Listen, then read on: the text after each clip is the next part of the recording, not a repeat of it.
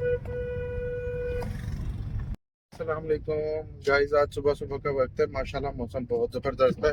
और आज मैं बहुत ज़्यादा एक्साइटेड हूँ क्योंकि मेरे कुछ पेरेंट्स आ रहे हैं कराची से।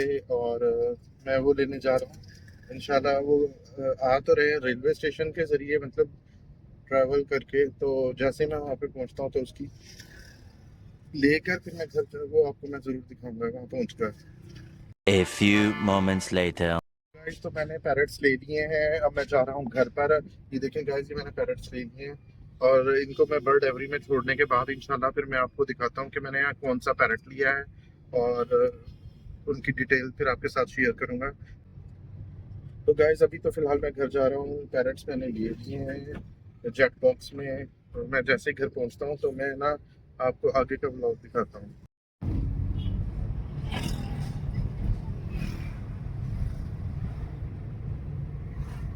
ये गाइस इसके ऊपर ये वाले ना इनके फीदर्स हैं, इनके डीएनए सैंपल्स जो मैंने अब करवाना है वो है, वो भी बहुत जल्दी आएगा। गाइस ये ले लिया।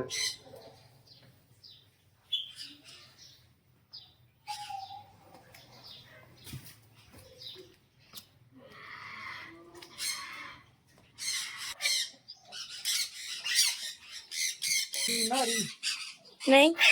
बड़े बाबा की फिंगर्स आ रही है ना खोलते हुए। हाँ। बता दे सर।